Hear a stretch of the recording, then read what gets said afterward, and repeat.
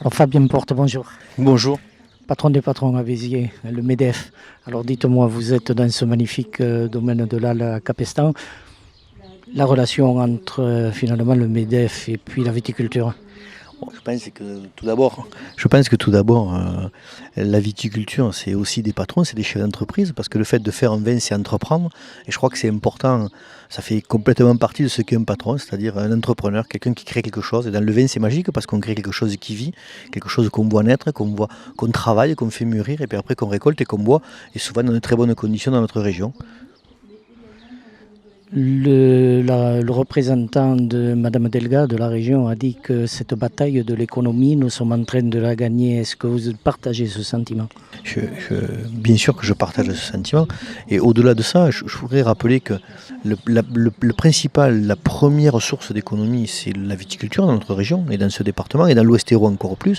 Et je pense qu'il est important qu'on continue à faire un vin de qualité, à faire autour de ce vin, parce que quand on lit le vin avec le tourisme, on arrive à faire des choses dans le tourisme qui sont exceptionnelles. Et je crois que quand on est dans un domaine comme celui-ci ou dans d'autres domaines qui sont autour, je pense au Caras ou je pense à d'autres lieux, c'est magique. Et là, on arrive à faire le lien entre la viticulture, le fait de créer quelque chose, et le fait après d'accueillir des touristes. Et aujourd'hui, notre région, elle est quand même basée sur ça. Et demain, vous savez, on va rentrer dans un nouveau cycle au niveau de la chambre de commerce. On va essayer de recommencer à construire quelque chose, et notamment dans le Biterrois. Et une des premières sources du travail, un des premiers points les plus importants à travailler, ça va être la viticulture, le no-tourisme, l'agriculture de façon générale, mais le vin, la culture et les vins sera bien évidemment au cœur de cette nouvelle mandature qui va se dérouler à partir de 2017. Alors, vous l'avez lancé, ce tourisme qui a beaucoup d'importance. Nous l'avons dit, le no-tourisme, mais il y a aussi bien sûr le littoral qui est un des points d'orgue de ce tourisme. Il y a le canal du Midi, bien entendu. Et il y a aussi quelques difficultés. On l'a souligné il n'y a pas très longtemps, c'est cet aéroport Béziers-Cap d'Agde à qui certains veulent faire des misères. Je crois que comme dirait chacun doit garder ses vaches. Je pense que le patron de l'aéroport de Montpellier doit, et c'est important qu'on ait un aéroport majeur dans le département de l'Hérault et de façon générale en Languedoc-Roussillon. Bien sûr que Montpellier a toute sa place à avoir un aéroport qui marche et qui se développe, mais je crois que dans notre situation un petit peu à la croisée des chemins avec l'ensemble du tourisme qui se développe ici. C'est important d'avoir un aéroport. Je crois qu'aujourd'hui l'aéroport il a besoin de personne, enfin pas de Montpellier toujours pour exister, il n'en aura pas besoin non plus demain.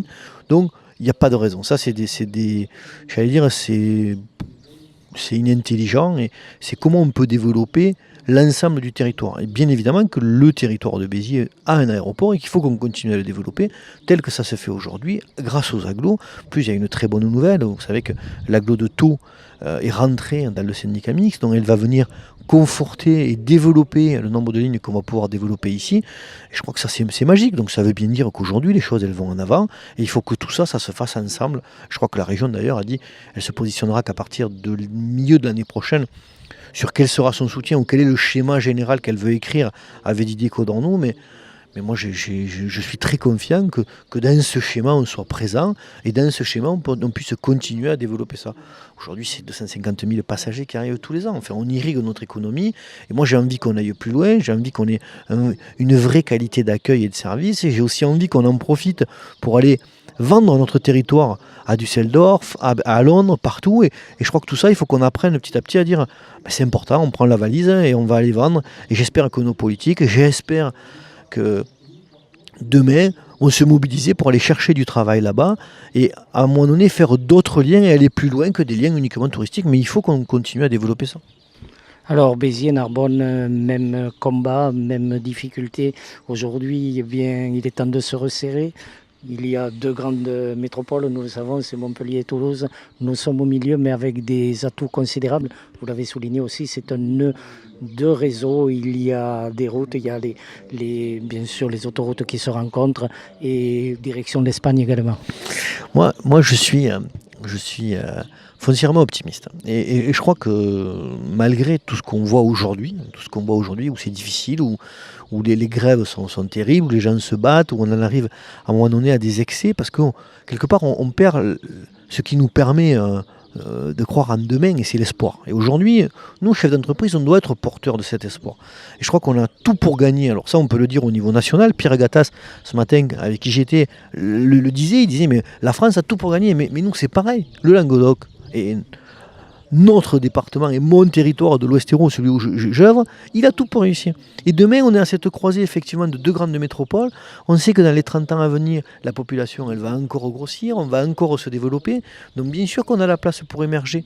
On n'est pas là pour être en concurrence, mais on est là pour utiliser des synergies de Toulouse sur l'aéronautique, de Montpellier sur l'éducation, et tout ça, mais il faut que ça grossisse ensemble et qu'on y trouve notre place. Alors bien sûr que Béziers et Narbonne, c'est ce fameux carrefour languedocien qu'on appelle, qui existait déjà à l'époque de Georges Frêche. J'en avais parlé avec lui, on en avait parlé avec Christian Bourquin après, j'en avais parlé avec Damien Alary, mais bien sûr que ça fait quelque chose qui doit exister, et on doit préparer ça pour être opérationnel dans les 10 ou 15 ans ou 20 ans à venir, pour dire traçons cette direction, parce que oui, nous on ne nous enlèvera jamais la côte, on ne nous enlèvera jamais l'arrière-pays, on ne nous enlèvera pas la vigne à mon avis avant beaucoup d'années, et tout ça, ça fait que l'emploi il va rester ici, que les gens ils vont pouvoir ici faire et continuer à grandir.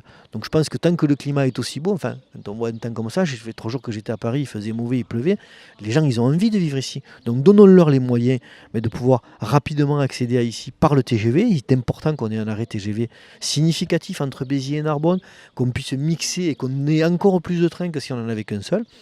Et bien sûr que l'avenir va être bon, mais il faut y croire et il faut que les gens d'ici se battent avec nous pour qu'on construise quelque chose d'encore meilleur pour demain et pour nos enfants. Alors en conclusion, Fabien Porte, nous dirons tout simplement, le territoire, il y a des atouts, bien entendu, on l'a souligné, mais il y a aussi des hommes de bonne volonté, des hommes qui y croient, et je pense que à vous entendre, vous êtes un bon représentant de ces gens qui y croient. Merci, merci beaucoup. Merci.